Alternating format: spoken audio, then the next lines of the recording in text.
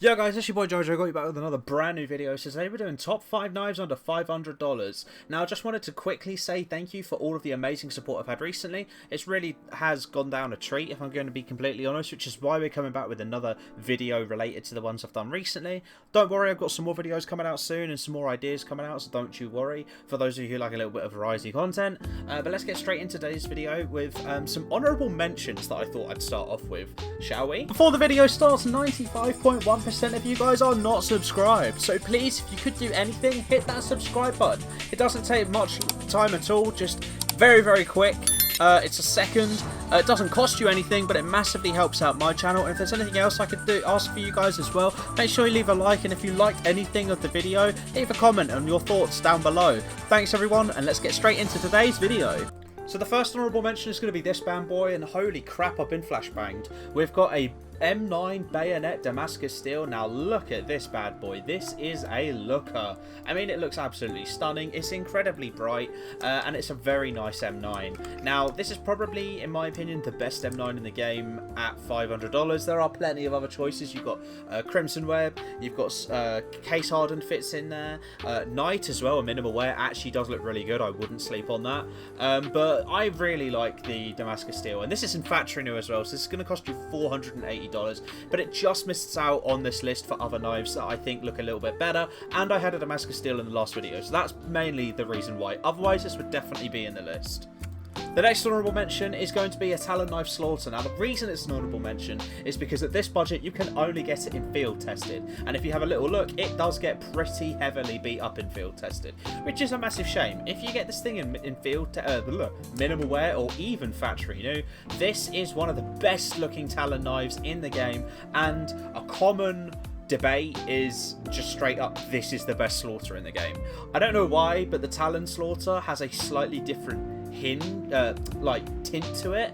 It's got more of a red, deep ruby red colour as opposed to the sort of pinky hue you get with other Slaughters. I think it's because of the way the blade is, and the pattern on the blade makes it look more dark, deep red, but as a result it just looks absolutely unbelievable. Now this, as I said, another similar reason to the M9 would be on the list if it wasn't for the fact that it's only in field tested, but at field tested it is actually going to cost you $500. It might even be $1 or $2 over that budget, so that's why I can't put it on the list for today, because I just think minimal wear is the minimum you should be getting this thing in. But let's get into the main knives of this list, the top 5. So let's get in with number 5, which is going to be a butterfly knife. We've got a Urban Mast here in field tested, which is going to come in at around $480. Now the reason why this is in the list and at number 5 is because I had to put a butterfly on, in my opinion. You know, it is without a doubt one of the most, if not the most hyped knife in the entire game. Now, as I'm sure long-time viewers of the channel will know, I'm not really a butterfly guy, but I've got to respect it is still a fantastic knife. And Urban Mast doesn't look too bad. Your other options I would recommend would be like a Safari Mesh, just to go super budget, or you could go for a Scorched. Maybe try and get a Battle Scarred Scorched, because then it looks a little bit like vanilla. But honestly, I think Urban Mast isn't too bad, and it combos pretty well as it's white, so it goes with a lot of loadouts. So not too bad at all, and you are getting a butterfly knife.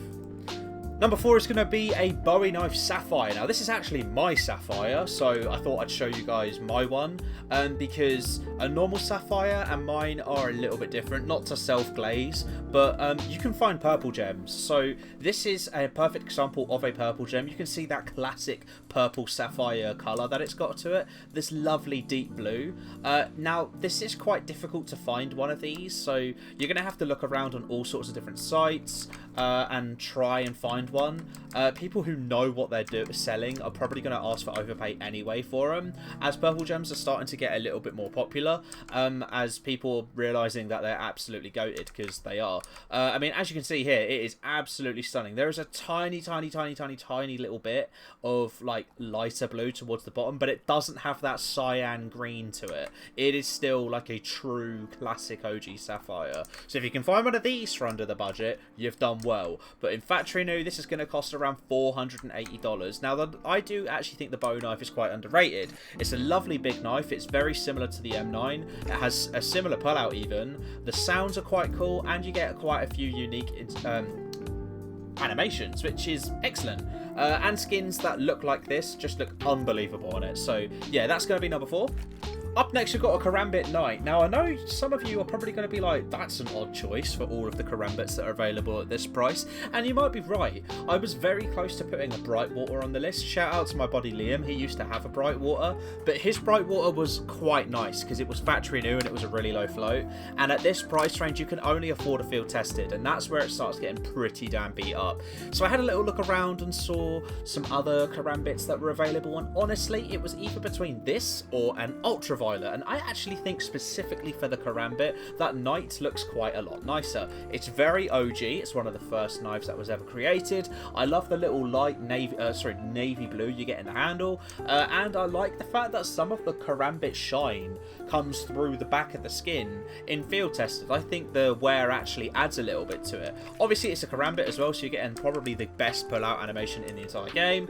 It's got that awesome OG swag to it, and in my opinion, this is one of, if not my favourite knife in the game. Not the actual skin, but just the knife in general. The Karambit is the GOAT. In number 2, we have the skeleton knife, and we're going with a marble fade today. Now, I actually really like the skeleton marble fade. I'm not a massive marble fade enjoyer. I used to absolutely love marble fade in CSGO, but I can't deny that it got somewhat nerfed in CS2. Now, don't get me wrong, marble fade still looks unbelievable, and in the right lighting, it looks fantastic, especially fire and ices. However, you can't get that with this knife, so it sort of falls down the pecking order a little bit for me, but I still think you're getting an unbelievable knife for the price. Now, I was going to put a Tiger Tooth here instead, as it's actually quite a bit cheaper, but I don't know. I think the marble fade has been growing on me a little bit, and I think it looks really, really nice with the skeleton knife. Obviously, the new sounds have absolutely buffed the living crap out of the skeleton knife for me and a lot of people, and if you can, try and find a red tip pattern, because they're worth a little bit of overpay. If you can find it for market price, you've done quite well. And I also think just the skin complements the handle really well actually as well. But yeah, really nice, and in factory new it's going to cost you $450. And for our number 1 pick, we're going with a stiletto knife fade. I can't lie, guys, this was, you know, going to be quite obvious for me. I really like the stiletto knife. I would definitely say it's a top knife. You've got this animation, which is awesome. The standard inspect is awesome. The sound it makes is really cool. The new sounds are still quite nice. It's sleek, it's smart. I love the handle. It's just a superb knife, and in my opinion, apart from Doppler gems, I would say the fade is probably the best skin on it in the game. Again, that's sort of subjective as well, because, you know, some of the Doppler gems just look unbelievable in this knife.